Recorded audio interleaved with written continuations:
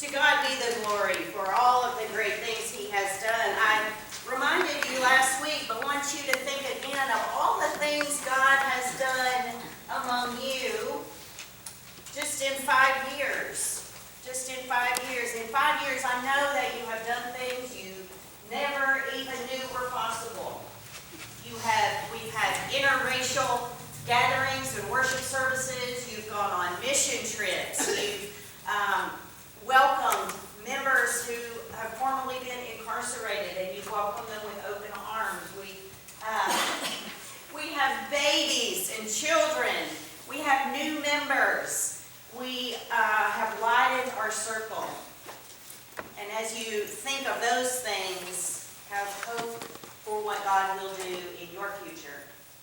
Now, there's no way that I could tell you everything you meant to me because, well, for this, for one,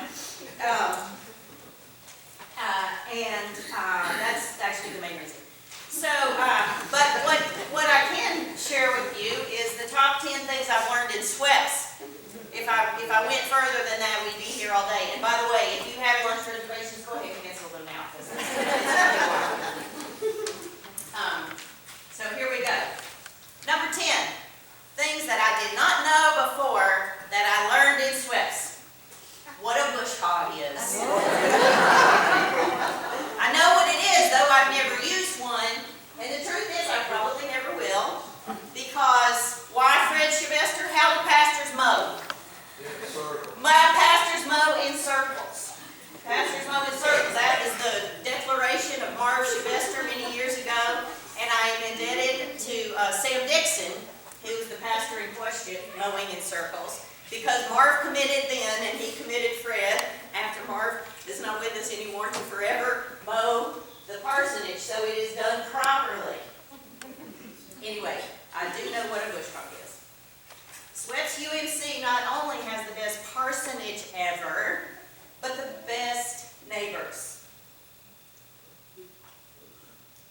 Holding babies, sitting on the porch, sharing the pool, and don't put this on the website or whatever, but our girls learned to pee in the grass. I wasn't going to say that, but I can't not. I've been trying to teach them, but last summer they had to go with Fred and Andy. Somebody said, well, just go on over there. Well, they did, but they liked it. So they in the pool, and every 5 minutes, I got to get out. I gotta go. I just think they thought it was fun. Fixing things, watching over us, being our friends, loving us, loving children, sharing stories, sharing wisdom, and lots of heartfelt tears and laughter. And the other thing I learned, promise as she may, Nancy Sylvester will never put up a fence because her heart is big enough to keep on loving. Number 8, Chapel Hill is a bad word for some people.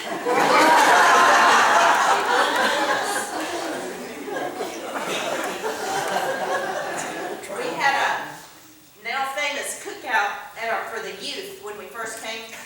Some of you were there, and I've got several stories about that. But during that, Noah Scott, who was maybe 13 at the time, spent quite a bit of time talking to Will.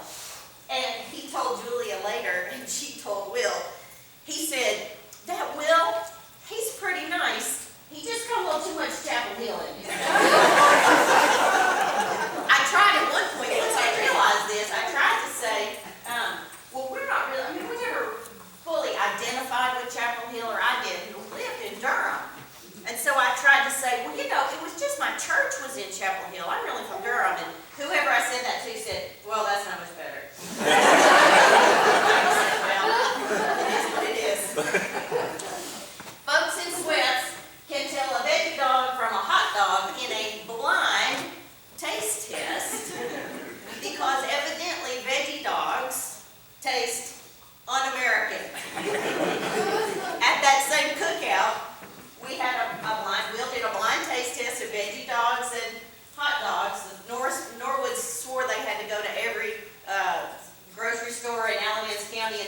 had to go into Orange County to get baby dogs, but, and so the youth would try them. And I'll never forget, this is of course before I knew them well, but Julia Scott and Hank Kirkpatrick had the most, like, stern, almost a mean face. And they absolutely refused. They would not try them. I thought, what in the world? But the kids tried them and had a good time with it. But they swore they could tell the difference. I was like, how can you tell the difference? The other ones aren't even, they're not pork either. And they said, we just know they're just un-American. And then later on, they were playing football. And we had, I think, homemade ice cream. We were like, hey, come on, you want to get some ice cream? They said, no, we got to sweat the un-American out. Now, we can laugh at that in that context, and it is funny in that context, but I hope that in that you will also remember that what is American is broader and wider than what many of us think, and that that certainly is not only true for our nationality, but it's definitely true for our faith and our brothers and sisters that we hold in common. You know I had to put that there. Sweats UNC number 6. Sweats UNC can and did have, love their first female pastor, a pregnant pastor, even a liberal vegetarian pastor with a different last name than her husband. See, all these things you didn't make possible. Number 5, if you don't keep moving, life will grow and change in spite of you. Now, open your bulletin and look at the inside page, and you'll see a picture there. So when we first came, we had some bikes. So we put them out by the shed out there. And just recently, it was a couple years ago now, but we've been here several years. Al and I went out there to look at them. I think I was asking Al to fix them up or something. And lo and behold, there was one bike. Well, clearly they all had not been moved the whole time. Now you can choose to not move, to not change, but what will happen? Do you see where the tree is? It is growing through the bike wheel. There is a tree, so you can choose to not move, to not change, but life will grow and change around you. And it could make you stuck. So don't get stuck like this. And that is there forever. But I hope my legacy in this church is more than this. All right, sister. If you don't keep changing, moving. Okay. Number 4. Don't put large amounts of coleslaw down the garbage disposal at the church. This one is also known as Brian Paris is a saint. As many of you know, there were quite a few little glitches we had to work out at the parsonage when I first came. And I had never had a garbage disposal before. And so that was one of them. We all discovered together that the garbage disposal at the church has to run through some very, very narrow pipes. And we had already discovered this, and Brian had been over multiple times to fix it, but I had just had a baby, and I was incredibly sleep deprived, and I forgot this. And in a little moment of energy, I was trying to clean out the fridge, and of the multitude of wonderful food that you brought me was someone who's thankfully not here. It was a huge thing of coleslaw, like more coleslaw than anybody could eat. It's like coleslaw for, a covered dish dinner. And so I thought I was doing great by pouring it out into the garbage disposal, in which you're not supposed to put a lot of food. And Brian had to come over, he had to put on his full gear, like his big boots, and bring in some special equipment. And so don't put coleslaw down the garbage disposal. And Brian Paris, not only on that occasion, but on many others, showed his faithfulness and sense of humor. When I got it unclogged myself recently, he said, "I'm glad to know I can send you out in the world."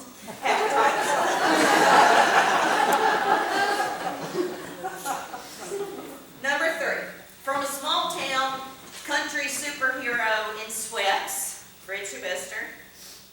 heard the best description of an SPRC chair ever. And mind you, I am a lifelong Methodist and one of many, many, many clergy throughout. And the best description of an SPRC chair I heard from our small town hero over here. He said, my job is to protect you from the church and to protect the church from you. He said, I'm your friend, your confidant, and your bodyguard. And he has been all of those and more. They probably will never put that in the book of discipline. They should. All right, number 2. Sometimes the very one who should be welcoming you is the one that can keep you out. Now this is a story about myself. I'm not putting this on you, but you can remember it. My first Sunday, so I had gone through with Jerry, spent hours and hours with him. We walked me through everything. What do I do on Sunday morning? Where do you stand? And I had Brian or someone had shown me all the doors, what to lock, what to unlock. And so this door right here doesn't actually unlock when you flip the deadbolt. There's one of those inside the door frame, not the frame, but the actual door. There's just a little button push. What's it called? A night latch. A night latch, okay. Well, I had missed the message on the night latch. So I was probably here at 6 o'clock, I don't know if I go anywhere early, but that day I was. My first Sunday. And I came so early and I went around a couple times doing everything I was supposed to do, and I did what I thought was unlocking that door. So, I'm standing here ready to greet people and trying to welcome everybody. And one of our matriarchs, and I don't know who because I didn't know her at the time, maybe one of the Bettys or someone, came up to the door and it was locked. And I could hear her through the door appropriately saying, well, what in the world? I have never in my life been to the church and it is locked. I'm like, oh my God, I had already failed. So I remember that as a pastor, sometimes that I'm the one that's supposed to be welcoming you in, and I was the one that kept her out. But remember that as a church as well. Now, because it's me, and that I forgot something until the end that I wanted to add, we have a 2A. So, 2A is this. The children do pay attention in church, and they do get the message. Emma recently has taken to coming over here to do church. And the very first time I had not showed her this, she went and got that little stool and pulled it right up here, and she gets the microphone like this. And she starts preaching and singing, right? And dancing, and then I was the audience, and she said, okay, Mommy, now we're going to have the intermission. And I wish I could show you this whole thing, but I think I can do it where you can hear it. So I want you to hear, this is the message that she has gotten in this church, because this is the only church she's ever known. And what's important about this, most of her little talks are from here. This one, she dragged the stool all the way over and told me to pretend like I didn't see, the backstage mechanics here, and put it on this one, all on her own. So she's learned this from you liturgists, so listen to this. She's in the video, she's starting it, she starts out like this, and she gets that.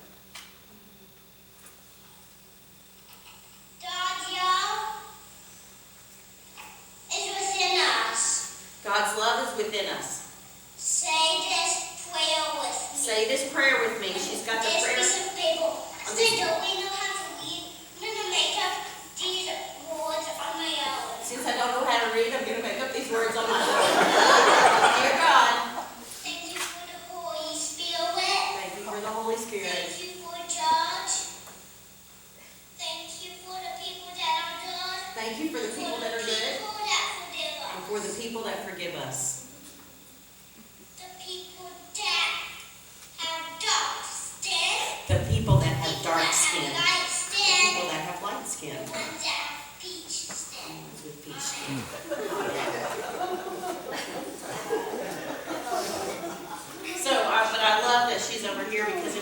you've learned not just from me, but also from you. And then get your bulletins out again and look at the front. So you know that I've had several opportunities to take pictures of rainbows and like just these stunning skies and sunsets with the church, but this one was just the beginning of May, and it was just after I found out I was leaving and we found out that Gordon was coming, because I remember sending it to him. So look at that, and I had never seen one just like this. The number one thing I have learned that I didn't know before, that I learned in SWEPS, is that Swepsonville UNC is the pot of gold at the end of the rainbow.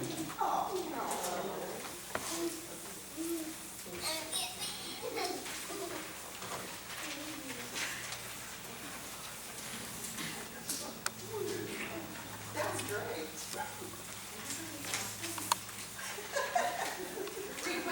Do I read in the hat and hound, or? Wherever. Come over here.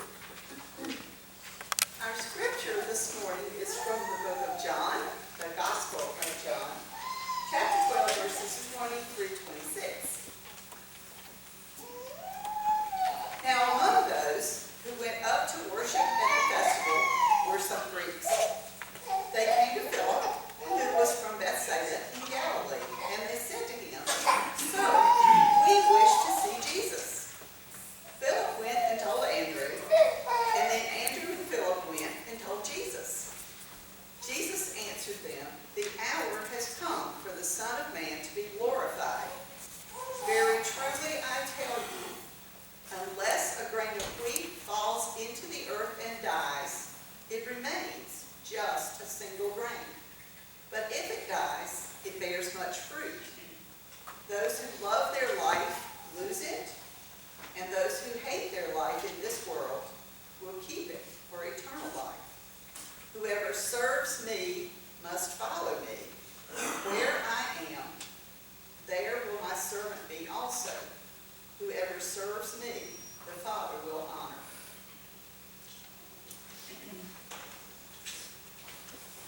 I should have told y'all before I did that, that wasn't even my sermon.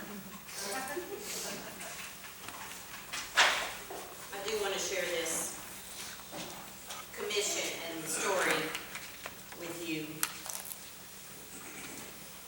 My very dear friend and mentor, a retired United Methodist pastor, Claude Young, tells what I think is probably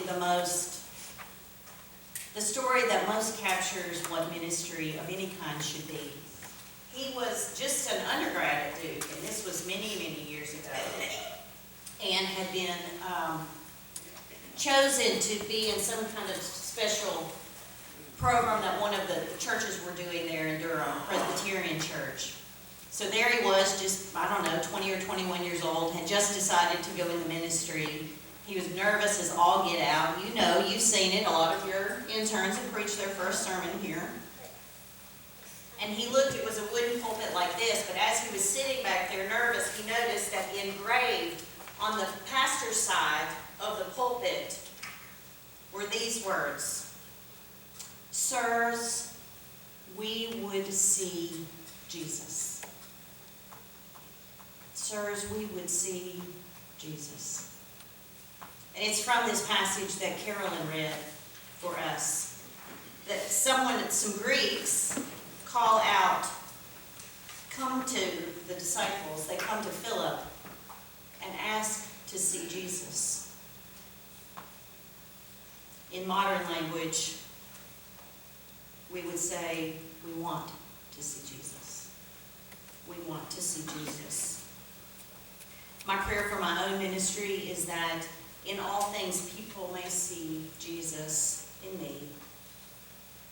I pray that you have, even when you thought I was bringing too much change, even when you thought she is too liberal, too strong or not strong enough, too assertive or not assertive enough, or whatever, and that through all of that, and maybe because of all of that, if somewhere, somehow, you have seen Jesus, then I give thanks. Now, I don't know Gordon very well, but I know him well enough to know that that is his prayer as well. I know that he himself wishes to see Jesus and that he seeks him out regularly. I know that Jesus lives in him, in his calling, in his spirit. I know that you are a gracious and kind congregation, and through any bumps that transition will inevitably bring, where he or any pastor is not what you expected, not what you are used to, where he exceeds your expectations or fails to meet them, that you will see Jesus. And that you will focus on Jesus, not any individual pastor, even their strengths or their gifts. And that you will see Jesus and focus on Jesus not only in the pastor, but in yourselves.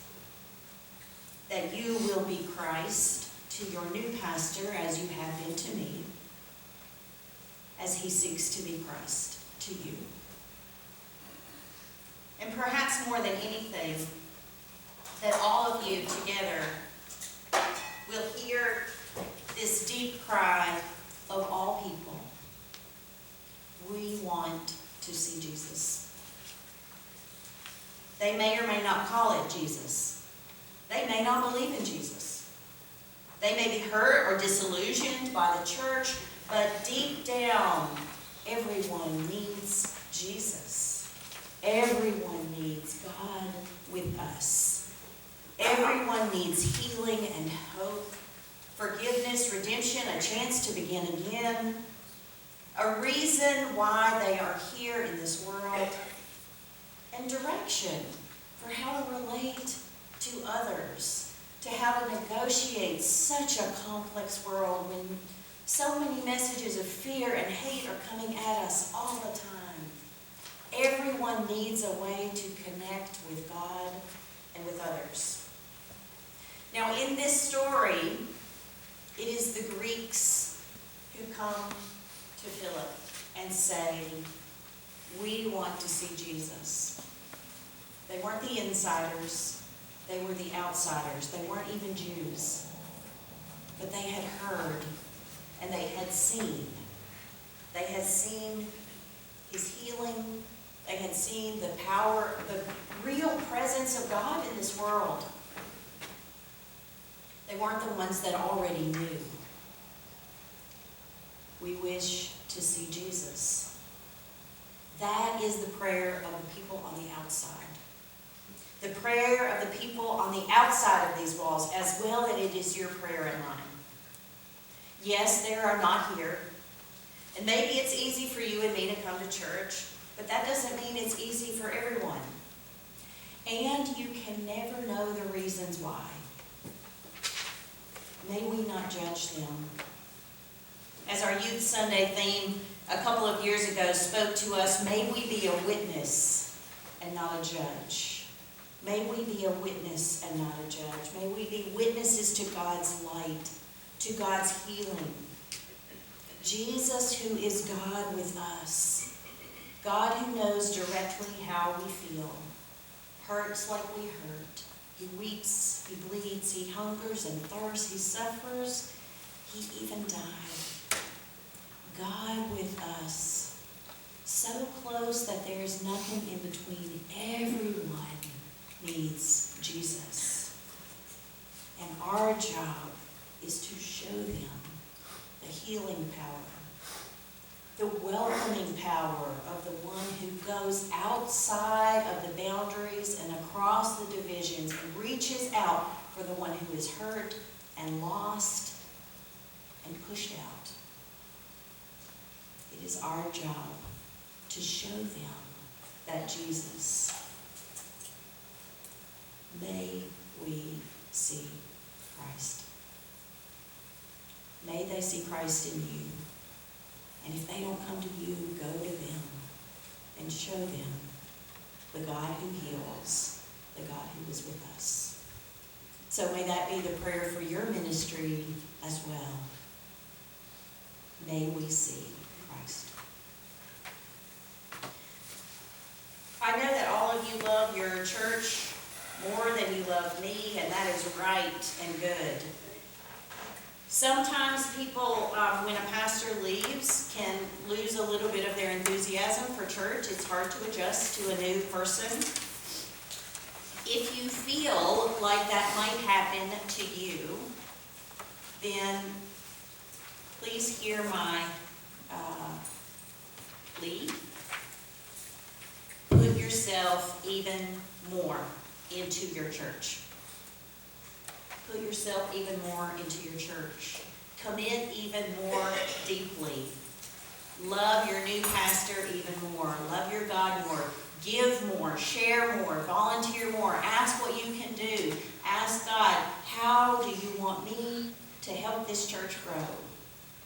That is the best gift that you could give any pastor, and that you can certainly give to God. So with that in your hearts, let us receive our morning.